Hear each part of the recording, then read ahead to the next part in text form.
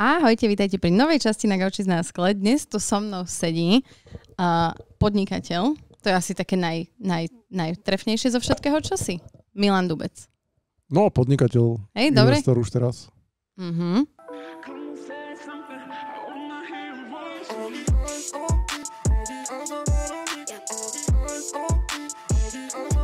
Podnikateľ, investor, filantrop.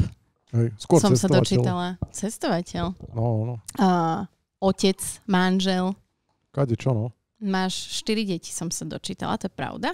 Áno. A koľko máš rokov? 44. Kedy si mal prvé dieťa?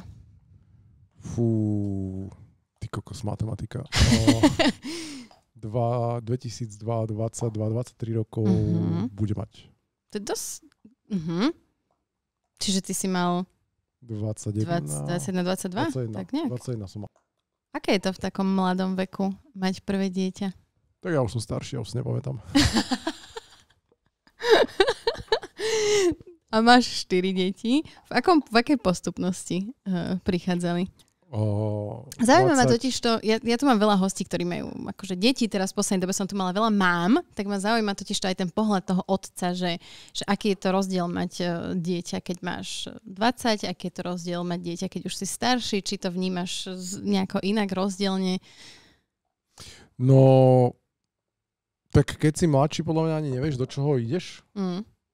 A keď si starší, tak už vlastne vieš, do čoho ideš a vieš si to možno aj viac užiť. A dôležité je, že keď si mladší, tak v princípe akože chceš využiť tú energiu na to, aby si to odmakal a dostal sa niekam. A keď už si starší a už máš odmakané, tak máš možno aj viacej času a rozumu. Akoby rozumu teraz nemyslím, že inteligencie, ale také akože životných skúseností, že keď vychovávaš tie deti. Čau, bro. To je Fenka. Hej, Fenka. Okay. To som nevidel toho psíka v podcastoch. Som si pozeral chvíľu. Keď som tu mala ten stôl ešte, tak ešte nechodila so mnou tak často. A to sme tu mali ešte aj predošlého psíka. Ale odkedy mám gauče a odkedy môj muž má normálnu prácu, tak brávam psíka so sebou, nech a predtým mal čo za prácu, keď teraz má normálnu? On je tréner, takže on robieval, že večer robil tréningy a teraz má vlastnú halu, čiže už je tam vlastne od rána do večera. Okay. Takže to trošku sa nám menila rodinná dynamika. Čo vlastne predtým chodila do práce len večer a teraz je tam stále. Teraz je tam stále, áno.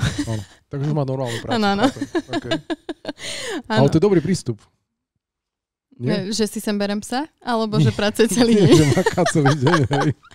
Tak áno, ale zase mňa to nemá a na to sa ťa určite budem sa ťa pýtať na investičné byty a dokonca aj on má na teba otázku ohľadom investičných bytov, takže ja ti ju kľudne rada hneď prečítam, lebo on sa pýtal, hovorím mu, že však že daj nejakú otázku aj ty, že keď ťa, lebo ja mu tvoje podcasty a tvoje reelska z podcastov, tak ja mu to vždycky preposielam. Hovorím, že ty si ten, kto má kapacitu na to absorbovať tieto informácie, tak prosím ťa absorbuj a nauč sa z toho niečo. No on sa pýtal na tie investičné byty, že či to není kvázi ako keby aktuálne nafúknuté z hľadiska toho, že je veľa tej konkurencie, lebo veľa ľudí možno teraz sa o to viac zaujíma a môže prísť vojna a tá krivka plodenia detí a rodenia detí ide dole. Tak ale vidíš, že ja sa snažím. Tak áno. To je akože 4 deti znamená, že vlastne dvojnásobili populáciu. Áno. No ale nie je veľa takých ľudí. No ale to je to, čo musíš aj ty vysvetľovať ľuďom, že keď budú mať veľa detí, tak to je vlastne príležitosť, lebo keď ten dôchodkový systém sa zrúti, tak sa o teba postarajú tie deti. Napríklad, že moji svokrovci, čiže moje manželky, rodičia, oni mali, že 6 detí. A v princípe, ako keby teraz si žijú relatívne dobrý život, lebo jedna vec oni aj podnikali, ale to neboli takí, že veľkopodnikatelia, že takí maličkí podnikatelia. A zároveň naučili tie deti podnikať a v podstate každé z tých detí im akoby občas niečím pomôže, že niekto im zaplatí dovolenku, niekto im pomôže s týmto, niekto s tamtým a vlastne to je najlepšie dôchodkové zabezpečenie. Sú tie deti. Ale samozrejme musíš aj dobre vychovať, lebo akože keď ti odídu z domu v 17, zabuchnú dvere a už ich nevidíš, tak to nie je ono. Ale teda, že deti boli vždycky najlepšie dôchodkové zabezpečenie a reálne v podstate niekoho deti aj tým dnešným dôchodcom platia tie dôchodky. Akurát sa spretla tá väzba medzi tým, že môj dôchodok sú moje deti teraz nejaké deti platia dôchodky nejakým ľuďom. Napríklad sú ľudia, ktorých deti odišli do zahraničia, ale im povedať, tu už vás nič dobre nebude, choďte do zahraničia. No a ich deti vlastne platia možno tie dôchodky Nemcom. Áno. A my ostatní platíme im. Takže na konci dňa, že za každým dobrým dôchodkom sú deti, takže určite odporúčam, ak sa chcete o seba postarať, postarajte sa aj o to, aby ste mali aj svoje potomstvo, ktoré vám pomôže. Ak chcete. Samozrejme, sú ľudia, ktorí nemôžu mať deti, ale to je samostatná kategória, ale keď sa dá, tak je to dobrá časť. No a teraz, že otázka bola aj tie investičné byty. No, ak k nám príde vojna, no povedzme si tak, že ak príde vojna, tak sa vlastne celý ten svet zmení, hej. A keď, tak vám okrem bytu zanikne aj to záložné právo banky a pravdepodobne už banka od vás nič nebude pýtať a máme iné problémy, hej. Čiže môžeme sa celý život chystať na to zlé, čo sa nám môže stať a prísť o celý ten život príležitosti, alebo sa môžeme celý život chystať na to, že budeme mať dobrý život a budeme mať starobu a v tej starobe si chceme žiť dobrý život a teraz je iba na nás, na ktorý život sa chystáme. Že sú ľudia napríklad, ktorí si platia životnú poistku a vlastne tam vieš, keď dostaneš plnenie. No áno, keď to skončí. Keď zomreš. Áno. Čiže pri aute sa to volá aj havarijná poistka, alebo dostaneš to plnenie, keď zahavaruješ. No. A životné poistenie vlastne dostaneš len keď zomreš, alebo nedokážeš sa o seba postarať. Takže vlastne ľudia sa v týmto chystajú na to, keď tu nebudú. Ale podľa mňa by sa mali viac chystať na to, že na tých 99%, že tu budú a chcú mať ten dobrý život. No, ale môže byť dobrá situácia napríklad, že jedna je taká, ktorú si viem predstaviť pri životnej poistke, ale nie investičnej, ale taká tá poistka, že nič si tam nešetríš, to je len plnenie, keď zomreš. Áno. Že povedzme, že máš ženu, ktorá je na materskej, máte hypotéku a v prípade, relatívne vysokú povedzme, a v prípade, že by sa ti niečo stalo, tak tá žena nemá z čoho platiť hypotéku a to je ten moment, keď si viem predstaviť, že na tú jednu nehnuteľnosť chce mať tú životnú poistku možno, ale iba na tú jednu a na to obdobie, kým tá rodina sa keby nestabilizuje. Kým sa postaví že to je jediný moment, kedy si to viem predstaviť, lebo vlastne, keď má žena, ja neviem, 2 deti, na krku 200 000 hypotéku a teraz by musela rýchlo nastúpiť do práce, aby to zvládala, keby sa niečo také stalo, tak chápem. Ale to je vlastne podobná situácia s tým, keď sa nejaká rodina rozvedie. Že zase tá žena skončí sama, musí sama platiť ubytovanie, sú tam tie 2 deti. Čiže vlastne je to veľmi podobná situácia a oveľa reálnejšie je to, že keď si vybereš partnera, s ktorým ti to nevíde do konca, tak skončíš v rovnakej situácii a nemáš na to poistku. Že keby som si vedel predstaviť, že lepší produkt by bolo poistiť si manželstvo, že keď to nevíde, tak ti zaplatia tú hypotéku ako žene, aby si nebola závislá na tom, že vlastne musíš vychovávať tie deti sama. No jasné. Milí posluchači a sledovatelia tohto dielu Na gauči z Naskle, za chvíľu pokračujeme, ale ešte predtým by som vám chcela ukázať pár momentov, ktoré nájdete v celej nezostrihanej časti tohto podcastu na mojej platenej platforme Hero Naskle, ktorú môžete mať aktuálne za 3 € na mesiac. Máte tam všetok obsah. No a toto sú momenty, ktoré tu neuvidíte. Dobre, dáme úplne že jednoduché intro do zloženého úročenia. Môže vstúpiť do záberu niekto. Požičam mi kalkulačku? Požičajte kalkulačku. Vidíš, ja počítam takéto čísla. 22? To je celé. Máš 1 000 000. No dobre, ale to je takéto easy? To je také easy, no. Nepotrebuješ sa trápiť s investičnými bytmi, nepotrebuješ sa trápiť s ničím. Áno, disclaimer, keď dôjde k zániku USA alebo ľudstva, tak je to zbytočné, mohli ste to prefajčiť. Učte sa v angličtine, lebo tým pádom váš svet je, že 1,5 miliardy anglicky hovoriacich ľudí a nie 5 miliónov Slovákov. Teraz, keď to tak hovoríš, už viac. Máte tam nejakú kazetu s empatiou? Potrebujem zapnúť empatiu. Tak ešte máš šancu, akože si niečo spraviť. Asi áno. Že život nekončí v 32. Československo bola jedna z prvých krajín na tejto planete, kde ženy mohli voliť. No. Nemíňať a nezadlžiť sa. A dlh pre mňa znamená, že spotrebuješ viac, ako si vytvoril. Vlastne psychicky sa zbaviť toho, že môžem zadarmo používať cudzie peniaze, to bolo jak droga. A 40% ľudí, ktorí majú dneska 10 rokov a menej, alebo dokonca 20 rokov a menej, si nebude vedieť kúpiť nehnuteľnosť. Lebo nebudú schopní našetriť tých 20%. Aby dostali vlastne ten zvyšok požičaný. Lebo celé je to iba o návyku. Nezožer všetko a nezožer všetko na dlh. Som sa naštval. Investičná rada. Že prvý krok. Krôčik. Takže ak chcete podporiť moju tvorbu, ak sa vám páči, čo robím, ak sa vám páčil tento rozhovor, môžete ísť na Hero Naskle A teraz už pokračujeme z YouTube a podcastovou verziou tejto časti. Ako si sa rozhodoval počas tvojho života v tom, že čo tým deťom dáš a aké dvere im otvoríš a kde možno odstrániš prekážku a kde možno neodstrániš prekážku z cesty? No, tak ja som povedal vlastne, koľko majú rokov tie deti? Asi nie, že ja mám vlastne dve staršie dcery, 23, 21 a potom mám dve mladšie deti, 10 a 8. Čiže takže sú to vlastne akoby dve rôzne skupiny ľudí. Áno. Že tie mladšie, alebo inak tie staršie, vlastne tie som zažil, keď som začínal podnikať a reálne si povedzme pravdu, že asi toho rodičovského času som im nedal toľko, ako dávam tým mladším. Ale teda, že čo si myslím, že som im dal, bolo minimálne to, že som ich inšpiroval v tom, aby mali nejaké sny. A všetky 4 si pamätajú, že matematika je dôležitá.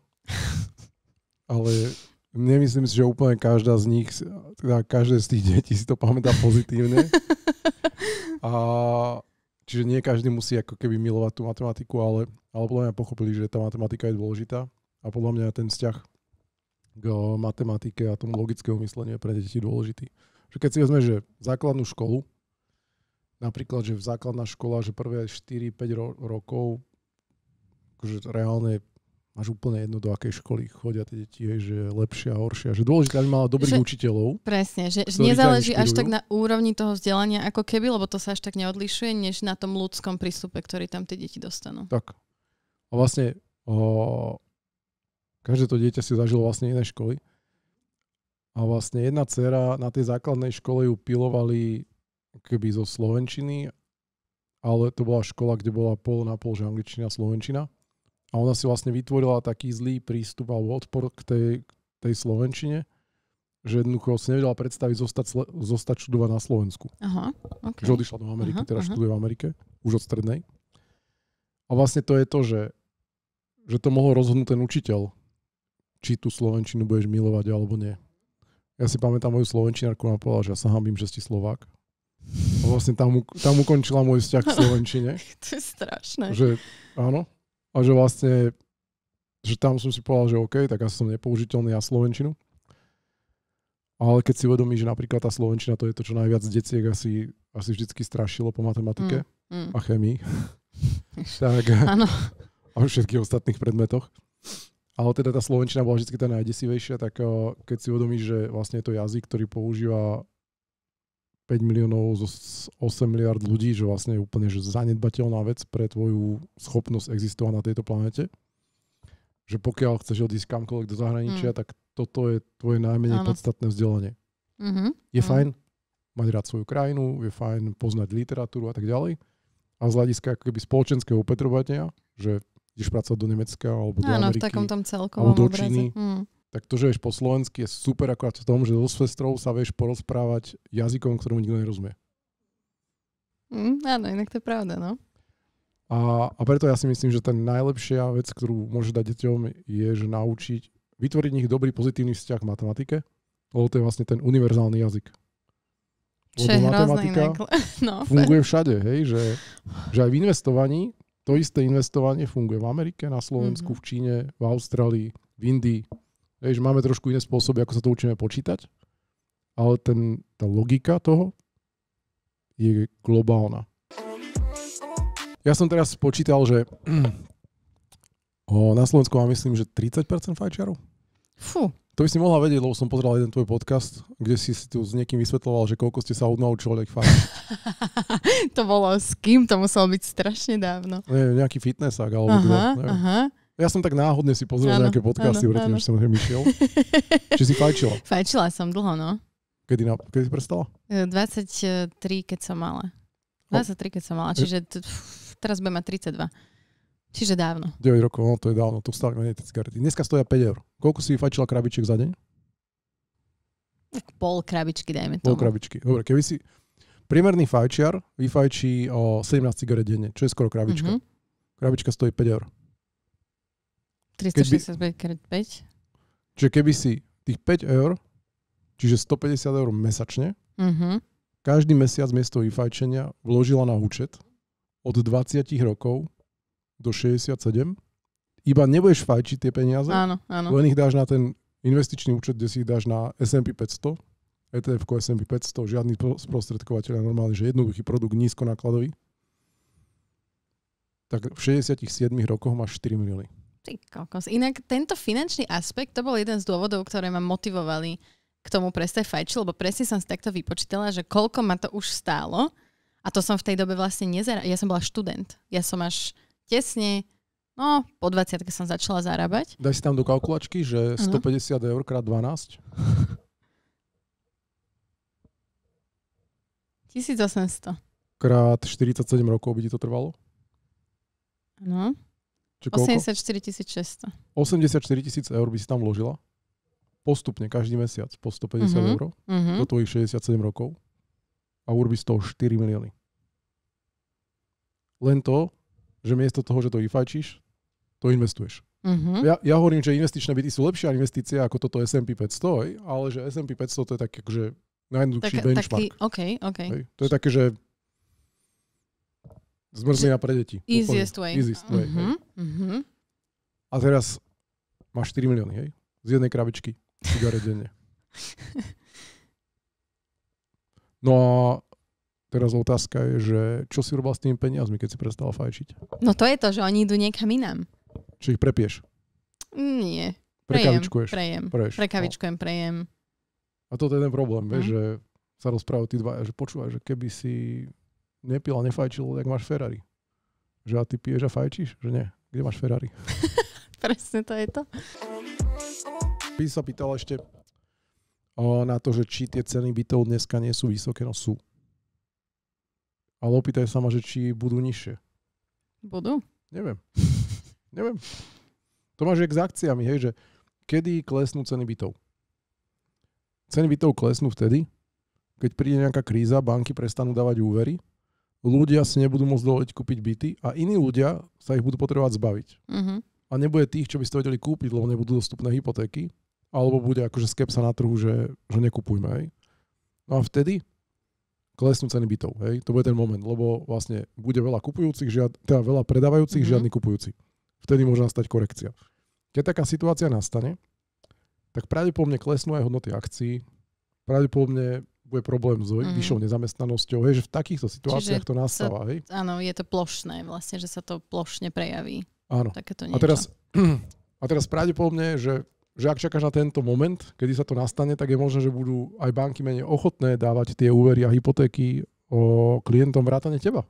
Čiže možno príde ten moment, že klesnú ceny nehnuteľnosti o 20%, ale práve vtedy príde tvoj zamestnávateľ a povie, že sorry, každý 5. musí odísť, lebo nám to nevychádza. Ty budeš nezamestnaná a že už sú sa lacnejšie tie nehnuteľnosti, ale než dostať hypotéku. Hej, lebo bude nezamestnanosť 13%. Vtedy klesnú ceny nehnuteľnosti. Alebo druhá možnosť, kedy klesnú ceny nehnuteľnosti, kedy klesne radikálne počet obyvateľov. A teraz zase, keď klesne počet obyvateľov, tak to môže nastať prirodzene, hej, že napríklad v Slovensku sa hovorí, že vymierame, lenže potom zrazu sa ti stane to, že vo vedľajšej krajine vypukne vojna, prídu sem ľudia sem kopec, a obsadia aj obce, ktoré už vymierali. Hej. A teraz, že zostanú tu, alebo odídu. Neviem. Hej. Ja som napríklad v mojich podcastoch hovoril, že ja sa vyhýbam regiónom, ktoré klesajú počte obyvateľov. Problém je, že do toho počtu obyvateľov sa nepočítajú ľudia, iní štátni príslušníci. Áno. Čiže Ukrajinci v tom nie sú. Čiže napríklad, že Žilina stratila 1000 obyvateľov, ale to, že nám prišlo 6000 Ukrajincov, ktorí bývajú v tej Žiline a tým pádom niečo kúpiť a prenajať, je druhá vec, ale nevidíš to v počte obyvateľov. No a toto sú veci, ktoré ty ako investor napríklad, keď investuješ do nehnuteľnosti, musíš si vedieť odhadnúť, spočítať. No a ako investor investujem len v mestách, ktoré sú stabilné alebo rastú. Čiže za mňa Žilina je stabilná, Bratislava je stabilná, ale napríklad, že na východe som mal také obľúbené mesto, že Michalovce, tam malo myslím, že minus 23% obyvateľov. Ale nenájdeš tam voľný byt. Okay. Lebo ľudia z Ukrajiny chcú blízko hraníc, majú to blízko, tu bývajú. A teraz čo sa stane, keď skončí vojna, možno sa nejakí vrátia, ale zase nejakí iní odtiaľ odídu. Áno, lebo si povedia, OK, už sme vyhrali vojnu, ale už nechceme trpieť. Nechceme tu byť, hej. A odídu, hej. Čiže znova, čo to spraví s tým našim trhom, nevieme. Potom sa môžeme ísť pozrieť do zahraničia. túto tému, že drahé byty a nedostatok bytov riešia v Číne. Nebavíme sa teraz o tých veľko vybudovaných sídliskách, ale normálne, že kvalitné bývanie to riešia v Číne, riešia to v Amerike, riešia to v Nemecku, že všade, v Anglicku. Vlastne všade sa toto rieši. A teraz, že prečo zrazu je nedostatok bytov a rastú ceny? No odpoveď je jednoduchá, že narodila si sa v nejakej dedinke na Kysuciach, vyrásla si tam do svojich 20 rokov a odišla si na školu do Bratislavy a presťahovala sa sem. Na Kysuciach dedinke je stále obsadený dom tvojimi rodičmi, v Bratislave potrebuješ ďalší byt. Uh-huh.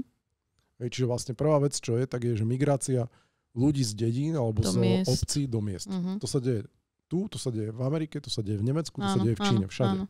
To je prvý krok, ktorý sa deje. To znamená, obsadzujú sa byty v mestách. Druhý dôvod je tam potom tá imigrácia.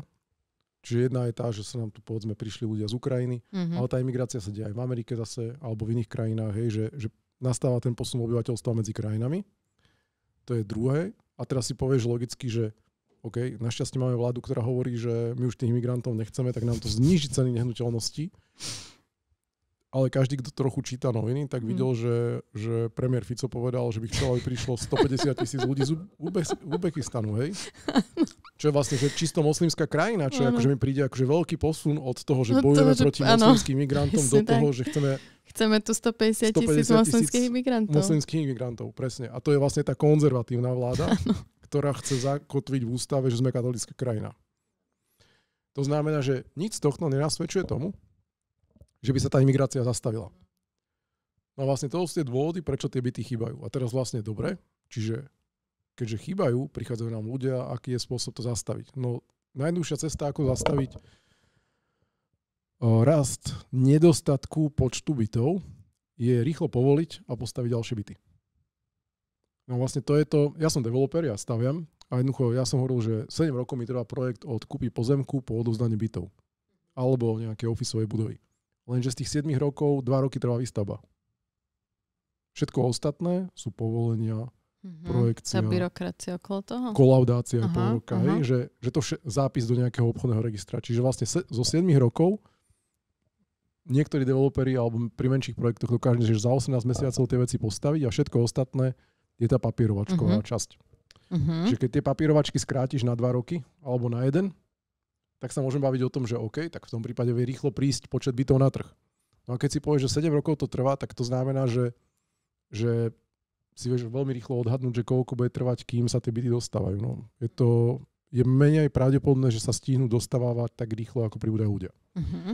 Takže si povieš, že OK, ani toto nie je cesta, ako znižiť ceny bytov. No a potom vlastne to posledné, čo ti povie, že či klesnú ceny bytov alebo nie, je, že inflácia. Veľa ľudí hovorí, že my máme slovenské platy, ale ceny nehnuteľnosti sú pomaly ako na západe. Lenže keď sa pozriete na výťahy v hociakej bytovke, tak sa pozriete na výťahu je logo a tam je buď Kone alebo Schindler. To je ten istý výťah, ako sa montuje v Nemecku, v Anglicku alebo v Poľsku. Hej? A tá vata, ktorou obkladáš ten dom, tak to je tá istá vata, ktorá sa používa zase v iných krajinách. Hej? Čiže vlastne máme rovnaké náklady, akurát máme naše mzdy. No a tým pádom, že bude klesať cena výstavby nových nehnuteľností, nemyslím si, lebo jednoducho tá inflácia to vytlačila hore. A v princípe jediné, čo sa môže stať raz, dajme tomu, že by sa to teoreticky mohlo stať, je, že vznikne rozpon medzi cenami starých a nových bytov. Lebo dnes čo sa stane, je, že príde developer, postaví novú stavbu, metr štvorcový stojí 4,000 eur. Áno. Tak keď predávaš starý byt, tak vidíš, že ten oproti stojí 4,000 eur za meter, stojí 3,700, lebo už je to stará bytovka. Ale vlastne staré byty sa predajú skoro za tú istú cenu ako nové. Čiže keby pribudlo strašne veľa nových bytov, tak tie staré by mohli trošku klesnúť. Ale zase bavíme o 15%. Ty keď si teraz spomenul, že si vlastne aj developer, tak, toto strihneš, prečo? Tak ja som niekde mi vyskočila, že v uplynulých rokoch bola tvoja aktivita cielená najmä na mesto Žilina, kde investuješ do výstavby administratívnych aj rezidenčných budov s dôrazom na udržateľnosť, ekologické riešenia a podporu zelene v meste. Čo mne je strašne sympatické a napadá mi k tomu otázka, že prečo sa toto nedieje viac? Že ja mám pocit, že teraz som nedávno bola v Nemecku u kamošky, ktorá porodila babetko a bola som sa tam socializovať s babetkom. A sme sa tam akože tak prechádzali po okolí a tam mám pocit, že oveľa viac už sa dbá presne na tieto veci, že na tú ekológiu, na tú zeleň a že to rapidne zlepšuje kvalitu života v tom danom mieste. Prečo tu sa to nedieje viac? Že je to tým, že tí developeri sú väčšinou greedy a idú tým smerom k tomu, že čo najmenej pakárne s tým a čo najviac peňazí z toho? Alebo nejako sme ešte nedospeli úplne k tomu, že by bolo lepšie to robiť inak? Alebo jak to je? No, ja si myslím, že treba vnímať každého developera individuálne. Každý developer má iné priority a každý developer podľa tých priorit sa správa v tom priestore. A teraz pre mňa je dôležité to, že ja v tom meste poprvé žijem, čiže ja som si robil tie projekty tak, aby som si zlepšoval mesto, v ktorom žijem, lebo ja neviem, som postavil administratívnu budovu, ja v nej sedím, ja v nej pracujem. Ja sa dívam potom z toho okna na tie stromy a mám z toho radosť. A ten môj príbeh je ten, že keď som mal 16 a som hľadal spôsob, ako sa realizovať, tak chvíľu som spolupracoval so Slobodou zvierat, chvíľu som sa akoby spolupracoval možno ešte s inými ochranárskymi organizáciami, bol som scoutom, čistili sme lesy, hej, že mal som k tomu blízko. Hej. Pre mňa to bavilo. Alebo inak, že ma to naplňalo. No a medzi tým som vlastne, ak som si našiel manželku, tak ona je ešte väčší extrémista, hej, ona, keď máme nejakom projekte na pozemku strom, tak ona hovorí, že ten dom postavím okolo toho stromu. A hovorí, že ale to bude stať dvakrát toľko, že prosím ťa. Tak sme sa dohodli, že budeme stadiť veľké stromy. Hej. Čiže že zrazu akože jednoducho pri tom developmente musí niekedy padnúť strom, ale dôležité je, že ako to vyzerá, keď odtiaľ odíde. Že? A my sme napríklad teraz k 500 bytom vysadili, myslím, že 330 stromov. Čiže sadíme stromy a sadíme ich veľké. Že povedzme sme urobili, že alej platanov, ktoré majú už pri vysadení 12 metrov. Čiže do výšky 3. podlažia už máš strom. A vlastne môj cieľ je, aby do 10 rokov ten strom bol na 6. Aby vlastne vznikol taký ten odrušenie toho vizuálneho toho priestoru medzi tým. Čiže tak. Čiže ja mám k tomu blízko, lebo to považujem za dôležité. Ale ja to volám, že karma. Robili sme administratívu prvú, takú officeovú budovu. A hovorím, že chcel by som to ale certifikovať, lebo chcem to robiť dobre. A vlastne v tých administratívnych budovách som nový developer. Takže, aby som to spravil dobre, určite existuje niekto, kto ti to certifikuje a teraz ti riadi tých tvojich ľudí, aby urobili všetko správne. Tak sme si robili certifikát, že LEED, energetická a environmentálna udržateľnosť. Robili si certifikát. No a vlastne 2 roky na to, ako my sme si sa rozhodli to postavili, dokončili, tak zrazu prišlo takéto, že obdobie, že ECG, že investovanie do zodpovedných firiem. A zrazu vlastne po meste zrazu tie firmy začali niektoré uvažovať nad tým, že musia sa k nám presťahovať, lebo oni chcú byť v ECG budove. OK. Ale my sme to robili preto, lebo som takú budovu chcel. Áno. A zrazu to je ako trend. A teraz v podstate sme robili prvý takú budovu v regióne, ďalšiu sme išli už na vyšší level tej certifikácie a v princípe sme mali obrovskú konkurenčnú výhodu poproti ostatným, lebo my sme to robili preto, lebo chceme. A to je podľa mňa dôležité, že to, čo robíš preto, že chceš. A z nejakého presvedčenia, že to považuješ za správne. Hej, tak niekto robí tie veci preto, lebo chce iba zarobiť. Hej, že, no áno, je veľa ľudí, ktorí robia veci celkovo len preto, že chcú zarobiť. No možno, že on by bol spokojný. V rôznych akože, oblastiach. On by možno ušetril tie peniaze, lebo by to ešte nepotreboval a mal by viacej toho svojho profitu a ja mám zase viac tej radosti. A zase jemu možno ten profit robí radosť, takže ja nechcem sa dotknúť nikoho motivácií. Ty keď si začínal v tých 16 rokoch vlastne podnikať, tak ty si bol taký nerd? Alebo jaký si bol, keď si mal tých 16 rokov? Lebo ja mám napríklad spolužiaka, možno ti to meno niečo hovorí, Juraj Masár. Chodil so mnou na Gimpel vlastne. A on je úspešný... Ty si chodil na Gimpel a nevieš matematiku? No, hej. Ja som tak prežila. Matematiku, fyziku som prežila. Masár to je akože niekoho z NBSky? To nie je ten Masár. Nie. To je, on je startupista, veľký startupista a teraz mal, myslím, že u Trubana bol v podcaste, tak som si to tak pustila. A ja si pamätám, že on bol vtedy proste iný, ako sme boli my ostatní. Že on bol proste inde hlavou. V tej dobe sme ho vnímali ako takého nerda. Tak preto ma tak zaujíma, že či ty si bol taký nerd a či si bol inak nastavený, keď už vlastne v tak mladom veku si vlastne programoval, podnikal a išiel si týmto smerom. No, neviem, mňa bavili na začiatku hry na počítači, ale časom ma to akoby prestalo baviť, lebo to už som vyriešil a potom som začal akože sa seba realizovať, tak som začal programovať. Čiže bolo to také o tom seba realizovaní. Ale že nerd, no akože mal som kufrík, keď som chodil na strednú. Stačí? Taký hnedý? Taký podnikateľský kufrík, hnedý, to je výborné. Nie, čierny bol vlastne čierny, ale so zámkom. Spolužiaci, keď ma chceli nasrať, mi zmenili kód a cez prestávku a nevedel som sa do kufríka. No. To je výborné. Šikanovali ťa za kufrík? Nie? Tak akože mali nejaké poznámky, ale keď ti to je jedno, tak ti to je jedno.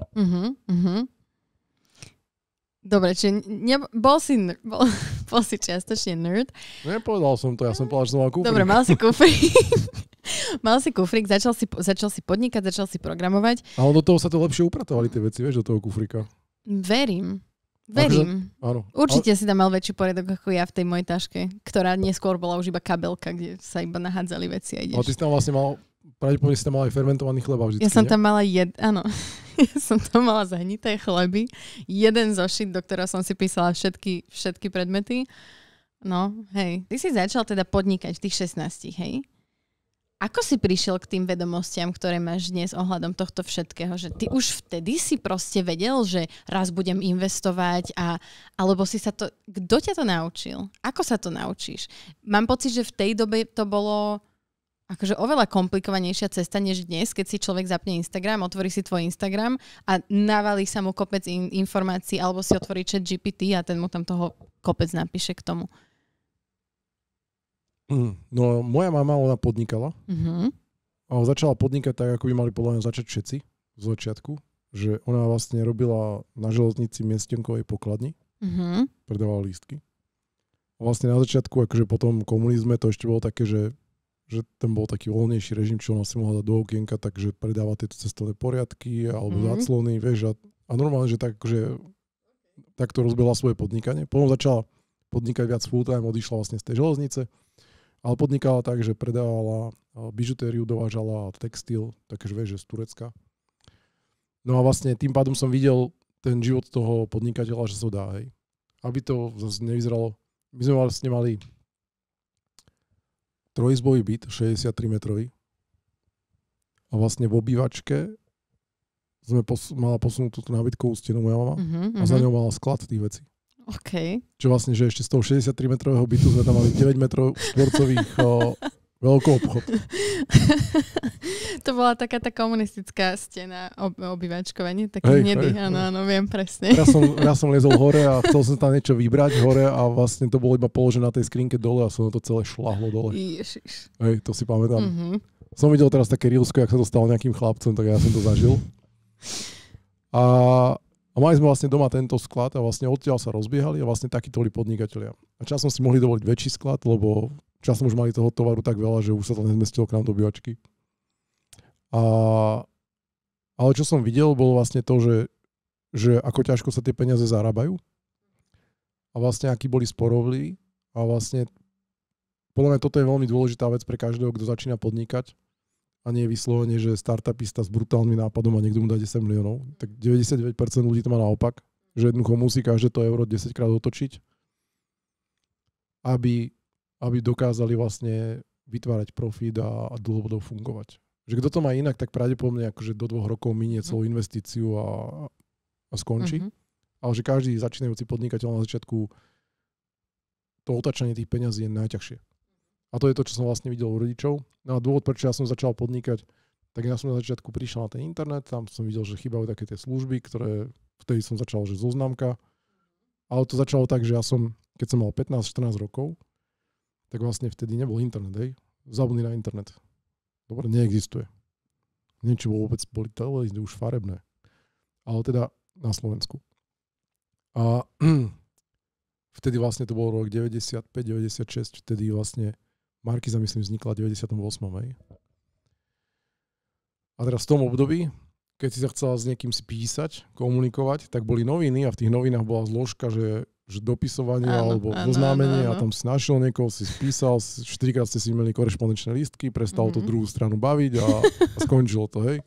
A to si spravil 3-4 krát. No a ja som prišiel na ten internet a hovorím si, veď vtedy sa hovorilo, že už sú tam všetci, tak idem sa s nimi zoznámiť, ako 16-ročný, nie? A nebol tam priestor, kde sa zoznámiť, tak som si urobil vlastnú zoznamku, normálne, že inzerciu, kde s tým ľudia mohli vytvárať tie akoby kontakty. Čiže opäť tam bolo to, že ťa motivoval ten nejaký osobný, že niečo, čo, áno, osobná potreba, áno. Áno.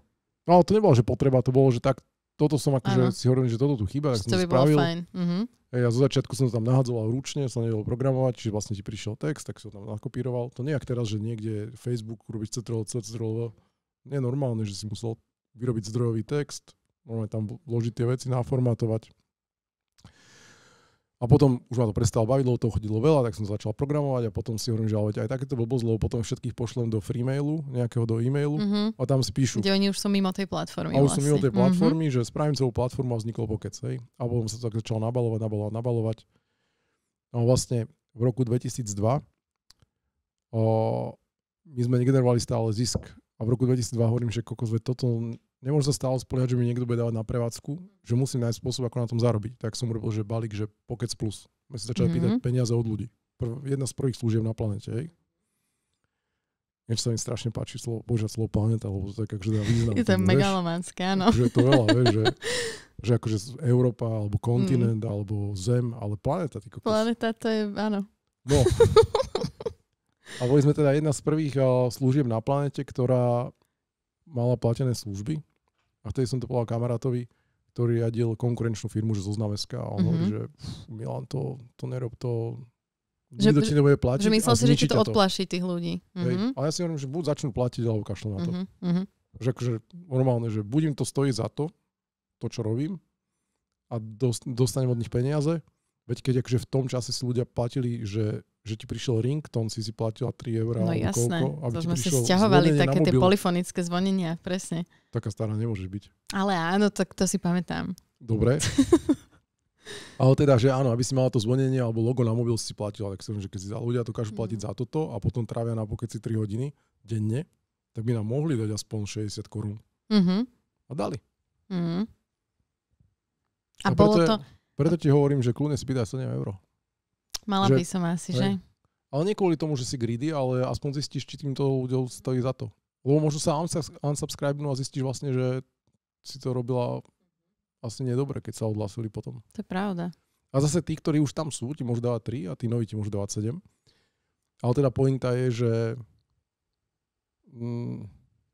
treba nájsť ten moment, že vieš, že keď ti odpadne 20% ľudí, ale ty zdvojnásobíš cenu služby, tak si zarobila viac. Máš ty niekedy také tie obavy? Lebo ty sleduješ to spoločenské dianie, aj sa občas vyjadríš. Rozmýšľaš niekedy nad tým? Ja neviem, že tá vojna sa presunie bližšie, Trumpovi prepne. Akože rozmýšľaš týmto smerom? Dva rozmery, že máme ten investičný, tak reálne, že ak si investoval cez vojnu do S&P 500, tak dneska máš z toho zase krásne zhodnotenie, čiže investične to funguje. Len musíš samozrejme ako keby udržať to, že zostaneš ty pri živote a tvoja rodina, samozrejme, že musí mať zabezpečené tie základné potreby, ale investične to funguje. Keď sa pozrieš na nehnuteľnosti, tak kopec nehnuteľností, ktoré boli pred vojnou, existujú aj dnes, čiže investične to funguje.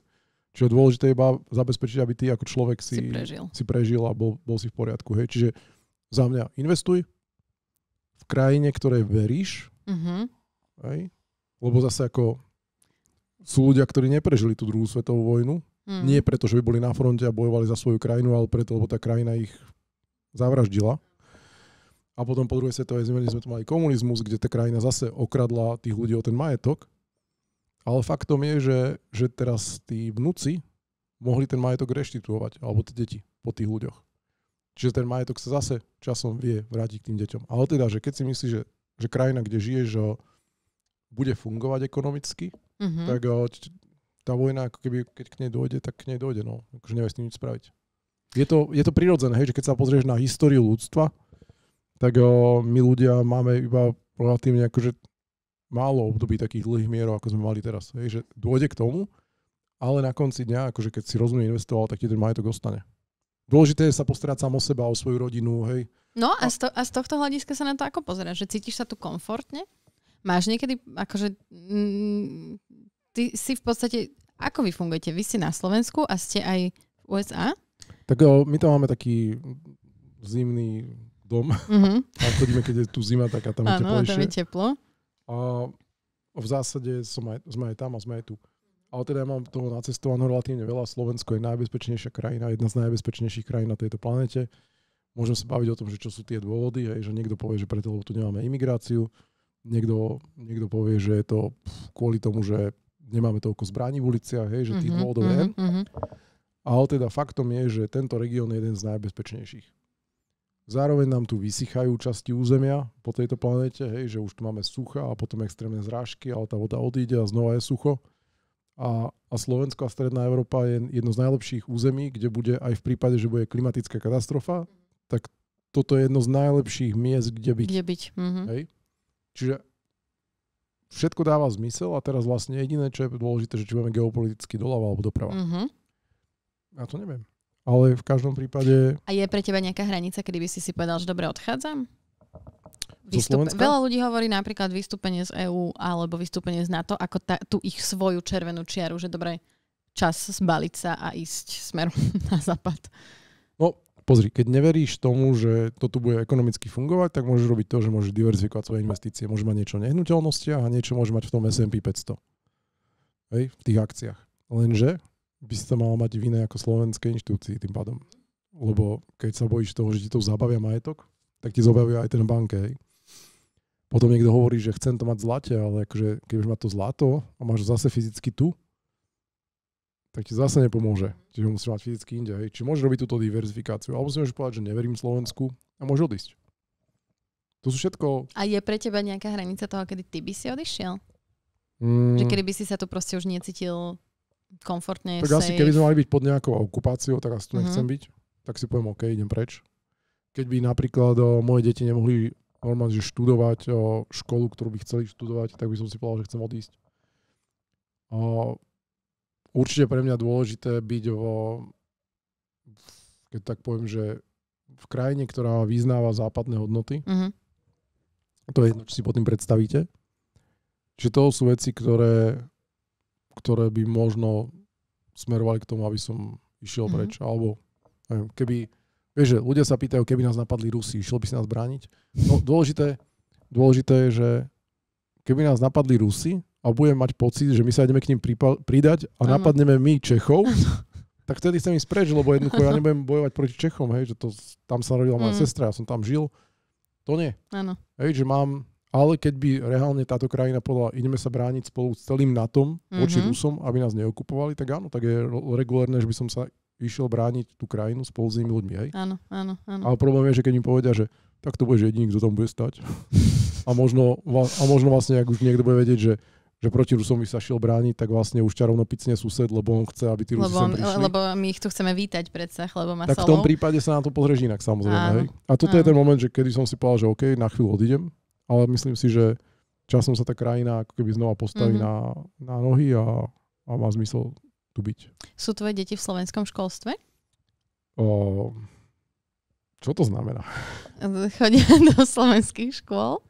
No prvé dve deti chodili... Vy keď chodíte, akože tie prvé dve deti už sú staršie? Hej, ale oni nechodili na štátnu školu, a chodili na súkromnú. Ale akože ten dôvod bol jednoduchý, hej. Že sme išli na štátnu školu, že tam dať deti. A oni, že tuto, že potom, ja neviem, prvý pondelok v mesiaci máme doniesť toaletný papier a hento. Áno, to bolo aj pre mňa prekvapujúce trošku. V Európskej únii toaletný papier do školy, že nešlo by to nejak inak, že by som si platil školné a že nie tak, ale že tu je súkromná škola. Tak sme dali do súkromnej školy.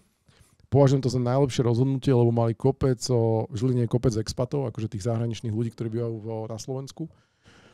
A tým pádom vlastne ich najlepší kamaráti, alebo veľa dobrých kamarátov boli neslováci. Že mali také multikulty okolo seba. Nevolal by som to multikulty, lebo je také sprofanované, ale povedzme, že kamaráti boli Brazílci alebo Korejci.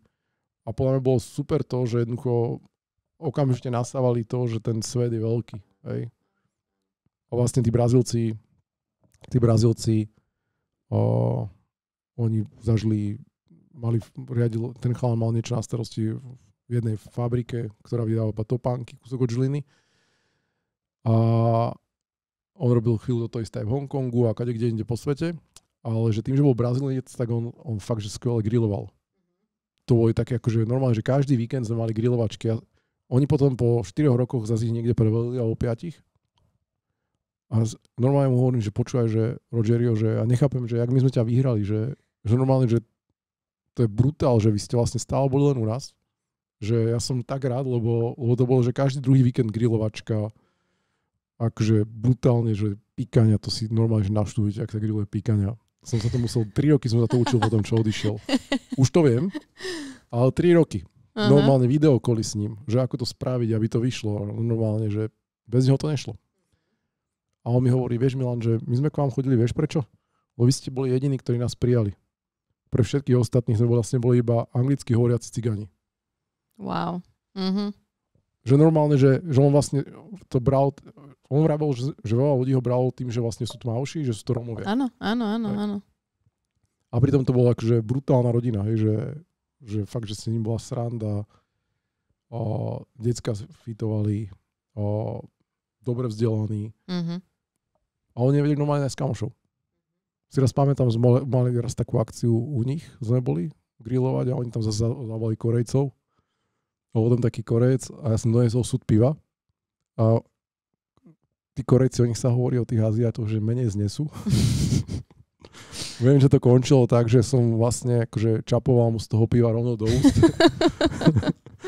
Ale akože zase normálne, že vysoko postavený alebo rozumný manažer, to nazvem. Ale tiež, že bol rád, že sa konečne vedel s lokálcom pobaviť bez toho, aby tam boli také tie také predsudky a taký distance, no, presne. Ale zase potom pre veľa Slovákov je dôležité to, že oni by možno aj boli kamoši s nimi, ale nefitne si jazyk. Že veľa tých bežných Slovákov možno by boli kamoši s Rogeriom rovnako ako ja, ale nevedeli po anglicky. Čiže keby som mal dať k tej matematike druhú vec, ktorú sa máš určite naučiť, je angličtina. Teraz tie mladšie deti, vy keď ste na zimu v USA, tak oni sa vzdelávajú v USA? Alebo ako to máte tam sú prihlásené do takej školy na pol roka, oni vlastne pol roka študujú tu, pol roka tam. Zase sú súkromné aj tu, aj tam. A sú v takom, že Montessori režime. OK. No, ale ja som akože taký dosť v tomto, že známky podľa mňa, že sú základ a musíš oznámkovať tých ľudí a akože mám takýto ten... Prečo? Takto som vyrastal. Otec bol v armáde dôstojník. A teraz vlastne, že tie malé deti mali ísť do toho Montessori, slovné hodnotenia a tie trojročia, akože pre mňa to bolo také, že fú, ty kokos, tak pri najhoršom, keď budú aj štvrtáku, tak ich dostanem do normálnej školy a niekedy zachránime. Fakt. Ale zistil som, že normálne, že ich baví tá škola, rozumejú tomu, niečom napredujú. A vlastne na tom Montessori je pekné to, že vlastne tie deti to, čo ich baví, si vyberajú a môžu ísť tým rýchlejšie ako ostatní. A zase to, čo ich nebaví, no tak akože postupne to doženú, ale nie je to také, že musíš byť teraz vo všetkom priemerný. Ten tlak taký na tom. Áno, ale ako keby na konci dňa, že mám pocit, že sa rozvíja veľmi dobre a vlastne tá americká škola je podobný systém, ale trošku iný.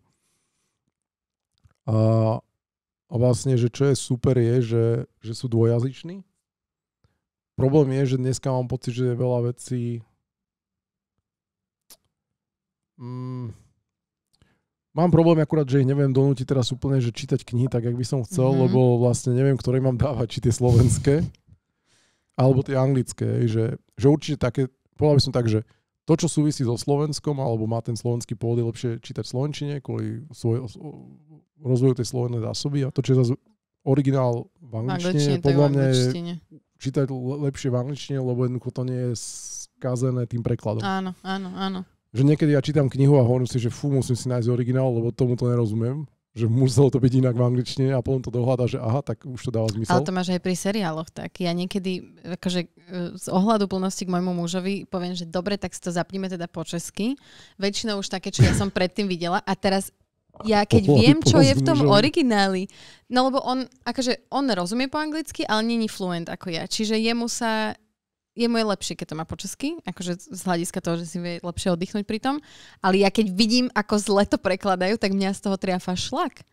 No, teraz sme pozerali, vlastne tá dcera, čo má 8 rokov, tak ona reálne, že bola v tej škole 2x pol roka, hej, v tej americkej.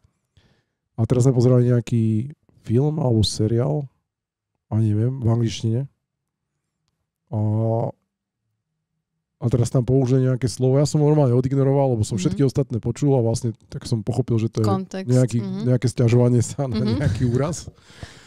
A teraz žena sa pýta, že čo znamenalo toto slovo, že nevie. Sa dívam, že tak ja neviem vôbec. A ona, že sa pýta Lizy. Jak môže toto vedieť, ty kokos. A Liza to začala vysvetľovať, ale nevedela slovenský ekvivalent. Potom vyšlo, že trieska. OK. Ona hovorí, že taký ten drevený kúsok, čo sa ti dostane do prsta. Splinter. No? Splinter. Hej, ty to vieš. Toto zhodou náhod viem, áno. Splinter, presne. No a ešte mi niečo sa páči, keď sme v Anglicku, teda v tej Amerike, v tej škole, že to nie je žiadna elitárska škola, že nazvem to, že taká stredná vrstva tam chodí, detská podnikateľov, alebo je tam chalan, ktorý je DJ z Turecka. A vlastne oni emigrovali z Turecka kvôli Erdoganovi. Jeho žena vlastne cvičí Pilates, má štúdio Pilatesové v Miami. A vlastne toto je zase jeden taký spolužiak. Druhý otec zase má firmu, ktorá má nejakých 300 opatrovateľiek, ktoré chodia medzi dôchodcov. Že takýto mix ľudí. Potom tam bol chalan, ktorý navrhoval spôsob regulácie vody v Miami. On vysvetlil, že vlastne ako vyzerajú tie prečerpávačky. Lebo Miami je ploché, čiže vlastne tam gravitačne že tá voda, tam má všade tie čerpadlá. A tak, čiže vlastne takíto rôzni ľudia. Vlastne ja som v tej škole za tie 2,5 roky bol asi každý pol rok asi 7 alebo 8 krát na nejakých rodičovských eventoch. Že cez víkend, že rodičia idú spolu všetci aj s deťmi na pláž. Alebo že deň otcov. To si tam zahráme fotbal. Tam sa poznával s tými chlapíkmi. Že to je také komunitné. A že je to aj niečo, kam ideš rád. Je to fajn, že je to príjemné. Hej, a vlastne sa tam vytvára taká komunita aj medzi tými ľuďmi a rodičmi a aj ťa tak vezmu. Vieš, že máš tam človeka, ktorý je, že vyslovene, že republikán, volič Trumpa. A vieš, že teraz si hovoríš vlastne, že ty ma chceš odtiaľ to vyhodiť. Áno. A vieš, a zistíš, že dobrí ľudia, vieš. Teraz som mal minulý taký rozhovor s takým chalanom, som sa rozprával. Zjavne úplne, že nie úplne, že ten volický potenciál má jak ja. A on hovorí, že to bol super rozhovor na to, že som slniečkar.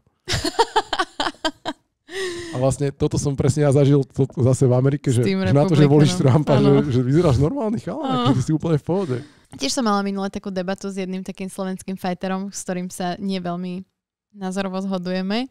A už sme mali akože predtým raz jednu debatu o tradičnej rodine, kde sme sa neveľmi zhodli. A teraz... Tradičná rodina to je tá, kde muž bije ženu, hej? Presne, to je podľa nás, presne tak. A vlastne vznikla z toho veľmi príjemná debata, v ktorej ešte aj on sám zhodnotil, že kokos, však nemusel som ti napísať ten komentár, že na čo to je dobré. Veľmi príjemne sme si podebatovali a vlastne tie core názory nemáme až tak odlišné, len to inak sa to tak prejavuje, no, tie naše values, no, alebo ako to nazvať. Takže otázka je, čo je, ja neviem, že tradičná rodina, lebo ja si nepamätám, že by som stretol nejakého slniečkara, ktorý akože by nemal tradičnú rodinu. No, to je presne to, že aj tí mnohí politici, ktorí vlastne kopú za tradičnú rodinu, tak majú frajerky a majú nemanželské deti a majú neviem čo. A potom sa pozrieš na to akože slniečkárske spektrum a tam je dosť veľa ľudí, ktorí majú tú tradičnú rodinu. A vlastne však áno, mne to tiež vyčítajú, že som progresívna slniečkárska neviem čo. A ja mám tradičnú rodinu, akože podľa nich, hej, že mám manžela, mám 2 deti, bodka. Tak poďme si vymenovať, že progresívcov, hej? Tak historicky, hej, že tak podľa mňa Ježiš Kristus bol progresívec, jeden z najväčších. Cyril a Metod, vieš, normálne dojdu a povedia, že vymeníte tých vašich bohov za našich. Toto. A budete písať takto, ako hovoríme my. A vaše deti budú chodiť do školy. Žiadne na polia, do školy. To bolo progresívne, vieš? To boli progresívci, áno. Alebo dojde Mária Terezia a povie progresívne, že povinná školská dochádzka. dochádzka. To boli všetko progresívne veci. Alebo že pošlem teraz na cvičenie náš pluk z Viedne sem túto na Slovensko, lebo máte tam všetci rovnaké priezviska, to nie je dobré. Vlastne v podstate to je progresívne. Dneska by sme to nazvali čo? Že konzervatívne? A v princípe, že čo znamená progres, hej? Že to je z anglického slova, nie? Áno. Alebo neviem, či z začiatku nie je z latinského. Než vieš, kto založil Londýn? Neviem, kto založil Londýn. Rímania. V 44. alebo 1. roku pred našim letopočtom. Tak by the way, tak potom tam sú také tie drobnosti, že prečo niektoré latinské slova nájdeš v angličtine. Áno. No a... progres je posun. Čiže progres je posun. A vlastne oni držali ten Londýn, myslím, že do roku 400, alebo tak. Čo vlastne oni že 500 ročí, to je koľko generácií? To je... V každom máš 3-4 generácie, čiže možno 20 veľa, generácií ľudí ovplyvnili. Vieš, že a vlastne v podstate to, kde dneska možno Anglicko je vlastne vďaka tomu, že tam kedysi v minulosti prišli tí Rímania a keby tam neprišli, tak dneska Angličania sú možno na tom inak. Úplne inak. A to bol zase progres, hej? No, kde sme boli? Pri tradičnej rodine a progresívcoch. Jasné, že vlastne pre mňa progresívci, že jednoznačne, že Ježiš Kristus bol progresívec, lebo konzervatívci boli vlastne tí Židia, ktorí vlastne mali tú starú školu. Potom Cyrila Metod progresívci, hej, že možno Svetopluk bol progresívec strašný, hej, že povedal, alebo Kúpec Samo, že zavedieme si akože spoločný kmeň a budeme takto fungovať. Bude to samová ríša. Lebo progresívec bol vždy ten, čo robil zmenu. Áno, čo robil niečo nové. Presne. Čo vlastne kohokoľvek, o kom sa dnes učíme v tých knihách, a teraz nehovorím o zlých ľuďoch, ale akože tomu, kto posúval tam ten svet niekam dopredu, bol progresívec. A no, to je progres, je veda. Akože napredovanie, schopnosť naučiť sa čítať, máme vďaka progresívcom, elektriku máme vďaka progresívcom. Potom boli také konzervatívne noviny a oni hovorili, že vlastne keď budú všade okolo nás káble a v tom bude tá elektrika, tak by sa z toho zbláznime. Áno, však aj knihy boli niečo strašné, lebo proste každý zrazu bude sa naučiť čítať. Áno. Pohroma. Alebo napríklad 8-hodinový pracovný čas je výsledok práce progresívcov. Že nemusíme robiť 16 hodín denne, 6 dní v týždni, to je progresívne. Napadá mi ešte taká otázka ohľadom detí, financií a tak ďalej. Ako naučiť deti narábať s peniazmi? Daj taký úplne, že basic tip. Toto sa snažím zistiť. Nevieš to ani ty? Už kto to bude vedieť? Tak teraz Nikolás, on začal akoby prisudzovať tým kartičkám hodnoty. Tým Pokémonom. A on teraz akože už má rozdelené, že ktoré majú hodnotu, ktoré nie. On má 10 rokov už, že teraz to dá zaliať, potom vie tieto kartičky, lebo zistil, že má nejakú $400 alebo eurovú, že tu predá a za ňu chce kúpiť potom niečo iné. Tomu narastie na hodnote, že dobre. A to má sám sebe. Ale to je náhoda, ako dostaneš kartičku, nie? Že ty zaplatíš nejaký rovnaký peniaz za nejaký balíček a tam máš náhodné kartičky a potom traduješ. Aha, a potom môžeš tradovať a ty ideš vytradovať a zároveň tam máš... To je jak v klasickom vyjednávaní, keď robíš biznis, tak prvé, čo chceš vedieť, kto je proti tebe, čo máš ty, čo má on, akú má hodnotu. A toto je vlastne v tých Pokémon kartičkách, keď chceš byť dobrý, tak vlastne tiež musíš poznať tie kartičky, aj tie, ktoré nemáš, lebo si hovoríš, tak tuto raz, keď niekomu uvidím na ruke, tak to musím vymeniť. A keď nájdeš niekoho, kto nevie prisúdiť tomu tú hodnotu a zrazu to vytraduje, že vieš, jak s Indiánmi, hej, že za sklíčko zlatú tehličku, lebo jednoducho pre nich to zlato nemalo hodnotu a to sklíčko bolo pre nich nové. Hej. Tak toto isté aj pri tradovaní tých Pokémon kartičiek, že musíš poznať, že čo má akú hodnotu. Pri prvých deťoch som skúšal tento influence robiť ja a starať sa im do toho, tak akože tie deti to majú v páži, že buď toto dieťa má a je to pre neho dôležité, alebo to nemá. Že nenúčite tie deti. Dobre, a kedy začínaš dávať vreckové deťom? A za čo im dávaš vreckové? Len tak, alebo za nejaké služby? Vieš čo, dávam im len tak, že ja som začal dávať vreckové, že aby ste si kúpovali tie Pokémon kartičky sami, tým pádom si s tým viete nakladať. Potom som im dal karty, potom som začal nakladať nezodpovedne, tak som im karty zobral.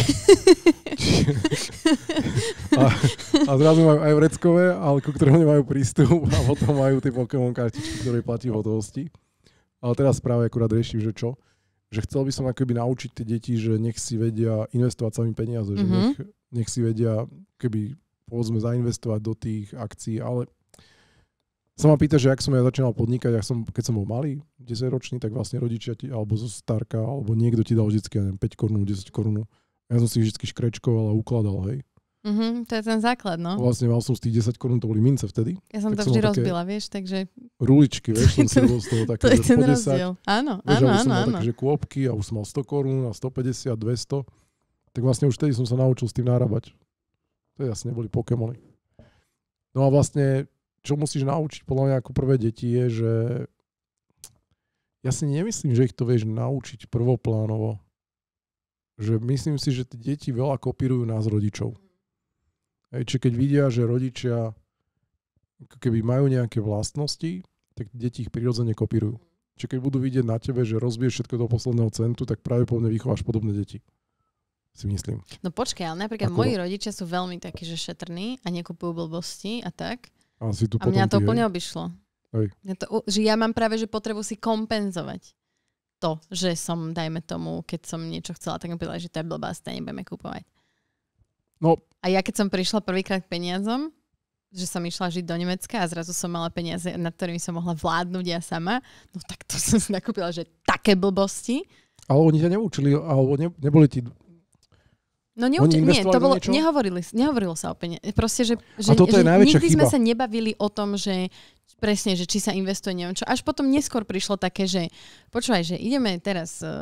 tam a tam. Keby sa nám náhodou niečo stalo, tak máme toto zainvestované, toto tam, takto zistíš a ja, že OK, dobre vedieť. Mali, či nemali? No, že majú. Majú? Áno, oni majú rôzne zainvestované do rôznych vecí a vlastne, že ak by sa im niečo stalo, aby ja som vedela, že vôbec máme niečo také. Ale to majú už zainvestované na to, aby keď raz budú starí, mali veľa peňazí, alebo keď zomrú, aby si sa ty z toho nie, tak to si nemyslím, že je úplne, že pre mňa, ale... Nemyslím si, že to pre mňa. Je to akože majú prostriedky na investovanie, tak akože investujú. Máme jeden investičný byt napríklad. Ja hovorím máme, ale majú oni. A ja ich tlačím do ďalšieho. Koľko máš súrodencov? 0. Krása. No. takže vidíš, že možno aj toto je to, že keď ja viem, že je tam ten backup, tak vlastne možno o to menej som šetrná, lebo neviem, že strašne by som chcela prísť na to, že ako napríklad moje deti naučiť, že šetrite si alebo že nerozjebte všetko naraz, hej? Že... Ale postupne. Hej. No, podľa mňa je dôležité, takto, myslím si, že veľa ľudí má problém rozprávať sa o peniazoch a ako keby, že to sú také tie základné veci, že ľudia majú problém sa rozprávať o intimite, o konfliktných témach a o peniazoch. A teraz ja si myslím, že všetky tie tri veci potom dokážu zlepšiť aj ten vzťah, ale aj tú schopnosť tých detí tomu rozumieť, že podľa mňa je dôležité rozprávať s tými ľuďmi o peniazoch. A teraz ja tu neviem dávať rady, že ako má vyzerať ten rozhovor dneska, ale možno raz. A aj podľa mňa je dôležité, aby tie deti rozumeli, že nie len že významu tých peňazí, ale aj tomu, že významu tej sporolivosti.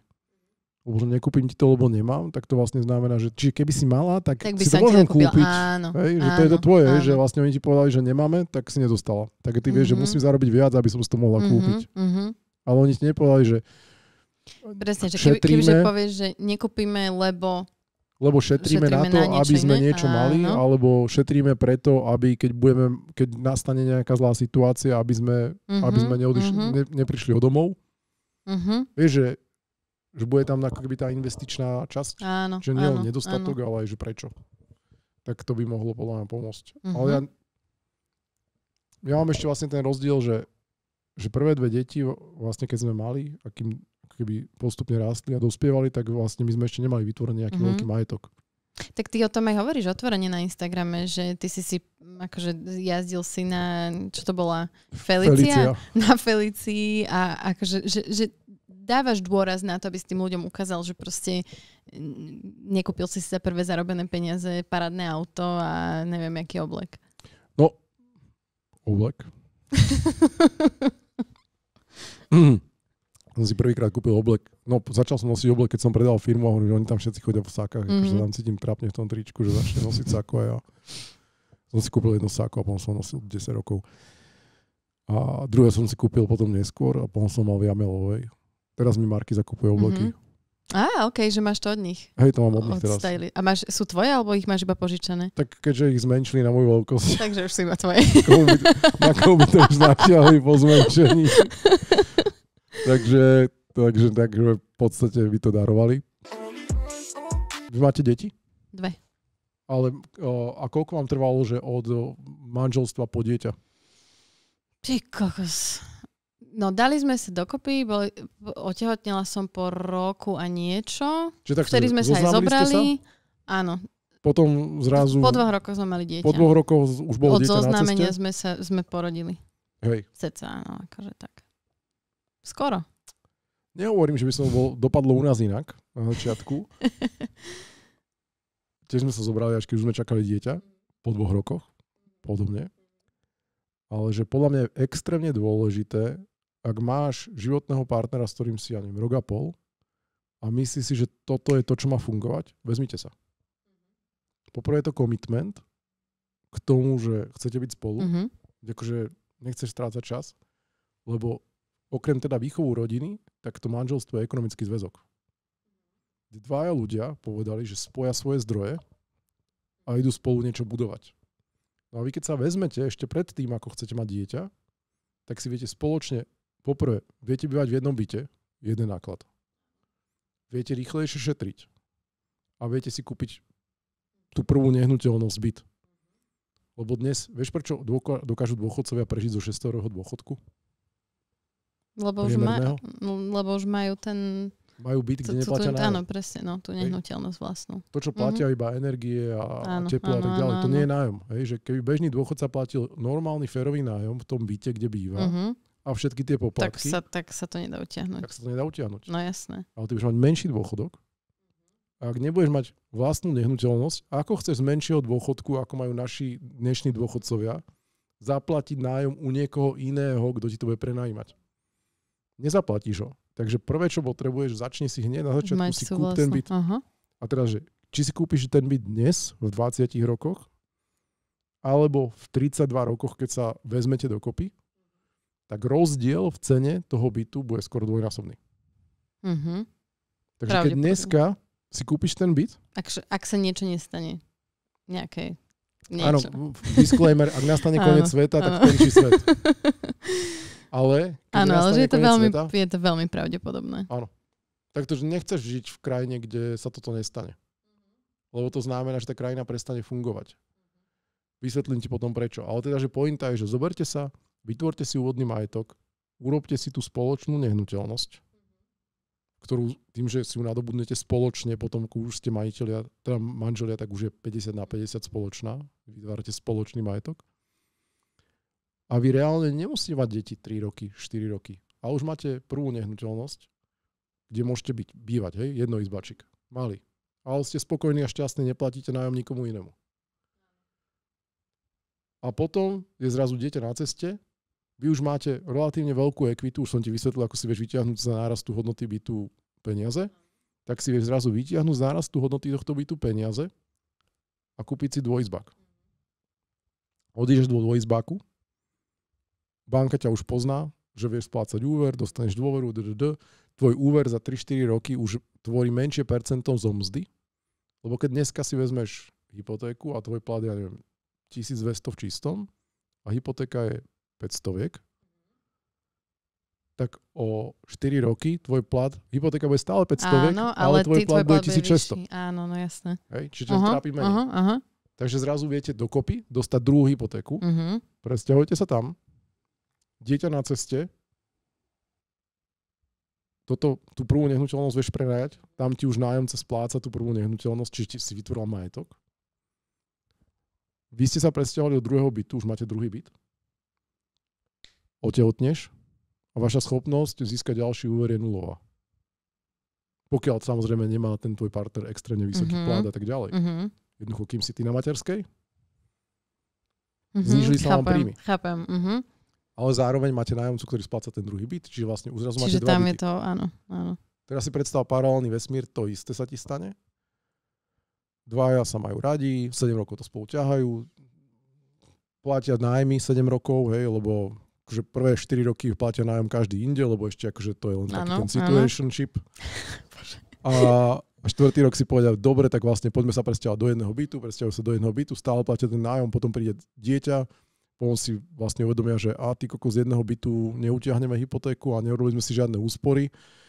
Tak ešte ostaneme v tom nájme, zrazu to dieťa má 5 rokov, oni majú 35 rokov, vtedy si hovoria, že ona už ide do roboty, teraz majú konečne 2 príjmy a 3 roky a môžu si kúpiť byt aj a odísť do vlastného, splácať hypotéku. Majú ekonomický stres, 65% rozvodov je kvôli ekonomickým problémom, takže vlastne najlepší nábeh na to, aby mali ekonomický problém.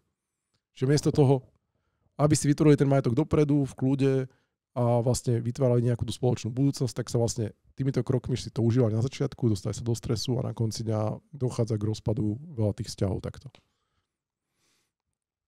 Easy. A vlastne, dobre, keď vám to po tých 2 rokoch nevyjde, keď sa vezmete, že poviete si po 2 rokoch, že idete do toho spolu, 3 roky to spolu ťaháte, poviete si, OK, ideme od seba, nebudeme mať dieťa, tak vám ostal byť, tak si ho rozdelíte peniaze, pol na pol, 30 000, 30 000. A to sa dá aj bez manželstva, nie? Zobrať si spoločnú hypotéku. Že akože existuje taká možnosť. Existuje taká možnosť, keď ale už podľa teda mňa... sa ľudia boja manželstva niektorí. Ale to sú také... Vieš, že rozvie sa dá, keď už potrebuješ, hej? Čiže, ale podľa mňa je dôležitý aj ten záväzok, hej? Lebo podľa mňa pre tých ľudí je možno ešte väčší problém zobrať si hypotéku spoločnú ako... No áno, pre mnohých áno, určite. Hej. A potrebuješ mať na LVčku 2 ľudí. No. Ale čiže vlastne tu máš, že jednoduché cesty, ako sa dostať majetkom, mať vytvorený dobrý majetok a vlastne dobrý štart do toho vzťahu. A hlavne super je, že keď by ste si začali budovať v tom manželstve ten majetok skôr, ako sú na ceste tie deti. Lebo v momente, keď sú tam deti, mizne jeden plat. Áno, zároveň muž získava nadvládu nad ženou, ak nemajú vytvorený dostatočný majetok. To je vlastne to proti tomu feminizmu, nie? Lebo zrazu tá žena má ten štátny, a jak sa to volá? Materskú, potom rodičák. Ale reálne akože majoritu nákladov nesie muž a tým pádom vlastne ten muž prenáša, keby sa stáva tou alfou tej rodiny. Áno, a ona je čo od neho finančne závislá. Ja zarábam, ty buď tichučko. A vlastne to aj vlastne vytvára potom tie disharmonie, lebo žena je nespokojná s ním, že nejaká žena sa prispôsobí, nejaká vlastne si povie, OK, tak vznikajú konflikty a podľa mňa toto všetko súvisí iba s peniazmi. A to sa dá vyriešiť. Máš spokojné manželstvo? Áno. Dobre, a myslíš si, že má zásadný vplyv na to, že máš spokojné manželstvo, to, že nemáte finančné problémy? Určite áno. A myslíš si, že to, že si popri materskej toto robila, ti zlepšilo tú finančnú situáciu tak, že ste nemali tie finančné problémy? Áno. Ako vyzeral tvoj paralelný vesmír, keby v druhom paralelnom vesmíre si existovala ty, ale nezačala si zarábať na týchto sociálnych sieťach? Musela by som sa vrátiť do roboty po materskej. A vlastne cez matersku by som... Ty kokos, neviem. Ja si to neviem ani predstaviť, pretože mňa tak desila... No neviem. Z manželových zárobkov. No. A jak to pôsobí? No hrozne. Že keď zrazu si takto akoby... Hrozne, pretože toto bola pre mňa aj jeden z takých tých veľkých nielen to, že som sa konečne chcela živiť tým, čo ma bavilo, ale aj tá predstava, že by som od niekoho iného bola finančne závislá, mne robila také zlé veci vo mojom vnútri, že ja som nemohla, proste nevedela som si to predstaviť tak fungovať. Čo vlastne to, že si bola, že sa o seba finančne postarala, ti dalo pocit slobody? Reálnej? Je to tak? Čiže vlastne v podstate to, že dokážeš zarobiť sama na seba, ti dáva reálne, že pocit slobody nie je len finančnej, ale aj osobnej? No celkovo. Lebo zrazu, keby ťa ten muž nasral, tak čo, zvinieš sa a môže odísť. Áno. A tým pádom váš vzťah je vyrovnatejší. Áno. Áno, je to tak. No. Je to tak. Je to tak a o to lepšie napríklad chápem aj jeho stranu, keď napríklad keď on počas covidu musel prestať robiť tú prácu, ktorú robil a zrazu boli tie role obrátené, ako keby na nejaký čas, tak vlastne presne, že chápem tú jeho frustráciu, ktorú vtedy mal, ktorú cítil, keď mal pocit, že odo mňa on finančne závislý v tej dobe. Na nejaký čas. Aj keď to bolo akože... A vtedy napríklad ten vzťah prišiel do obrovského disbalansu a presne, že vtedy... A prečo? No presne preto to, no, lebo už tie role neboli vyrovnané. Že on vlastne mal pocit, že strátil lead v manželstve, alebo... Ani nie to, ale že strátil tú svoju nejakú finančnú nezávislosť alebo nejaký... On mal aj pocit, že sa nemôže realizovať. lebo vlastne na to, aby ja som mohla zarábať, musel on byť viac doma s deťmi napríklad. Hej, že... Vlastne on sa cítil ako žena na materskej, ktorá nemá príjem druhý. Presne tak. Teda neviem, jak sa cítia ženy na materskej. No, ale to sú tie témy, kde mi kamarát poradil, že nevyjadruj sa. Že ako sa cíti žena na materskej, lebo ja to neviem. Ale jednoducho ja viem, že veľa žien hovorí, že finančná sloboda im zlepšuje vzťah aj s tým mužom, lebo zrazu určite. Tá dynamika v tom vzťahu je taká, že sú si equal. Áno. Ale sú určite ženy, ktorým vyhovuje, keď nie sú si equal, že každý sme iný. Že sú ženy, ktoré to nepotrebujú. Ale podľa mňa každej žene, keď má ekonomickú nejakú istotu, povedzme tých aspoň 6 mesiacov tých úspor, ktoré má iba u seba, keby náhodou sa niečo zomlelo, ale povedzme ju opustí ten muž, tak je a ona sa vie o seba postarať, tak je to podľa mňa pre ňu dôležité. A druhá vec je, že veľa žien napríklad musí ostať v tom manželstve. Mal som taký rozvodový podcast. A tam sme sa aj bavili o tom, že nejaká časť žien jednoducho nechce byť v tom manželstve kvôli tomu, že ja neviem, sa cítia týrané, ale nemajú tú ekonomickú slobodu a tým pádom v tom musia zotrvať. Čiže podľa mňa príliš veľa času sa venujeme o Y v slove vír a príliš málo času sa venujeme v škole tomu, ako si zabezpečiť ekonomickú slobodu. Lebo cez komunizmus ľudia nechceli, aby sme mali slobodu. No jasné. A toto je postkomunistické vzdelávanie, kde v podstate akože tá téma slobody stále sa tam nedostala. Že ak niekde začína a končiť sloboda, tak je to v ekonomickej slobode. 150 eur mesačne. Úplne. Takto nemusíte... Môžete byť milionári, na to sú potom tie investície do nehnuteľnosti, ale že aspoň 150 eur mesačne. A mesačne neznamená, že začne v januári, posuniem to na marec, druhú splátku pošlem v auguste, potom december to nie, lebo treba kupovať darčeky, tak zase v januári. Nie. To je 150 eur každý mesiac. Prvá vec, ktorú odložíš, je 150 eur. Spraviť keď to dáš do toho S&P 500, bude to mať taký výkon, jak to malo posledných 100 rokov. Tak 150 eur mesačne a po 45 rokoch máš 4 milióny. Môžeš na dôchodok, môžeš cestovať, môžeš čokoľvek. A toto keď sa naučíte, tak vám garantujem, že to, čo máte uložené tu, čo sa vám zhodnocuje v nejakom S&P 500, bude jedna z vašich investícií. Lebo celé je to iba o návyku. Nezožer všetko a nezožer všetko na dlh. Som sa naštval. Dobre, ja ti veľmi pekne ďakujem, že si tu dnes bol. Pre mňa to bolo veľmi insightful. Nenapadne mi po slovensky opäť raz. Ja som iba chcel nadviazať na to, jak si odnaučoval ľudí fajčiť, vieš, tak plynule Takže ty To sa musím zistiť, ktorý to bol podcast, lebo fakt si nepamätám. A ďakujem teda, že si tu bol. A ďakujem za tieto rady, ktoré si myslím, že nielen mne, ale aj ľuďom, ktorí to budú sledovať, opäť niekam posunú tú vedomosť a možno sa dokopeme k tomu, no to neprefajčovať a neprepíjať ako slovenská spoločnosť. Nevadí, že som ťa nepustil k slovu? Nie. Nie? Pustil, že keď som sa chcela, tak som sa ozvala, nie? On si nechcela. Na skle. Čaute.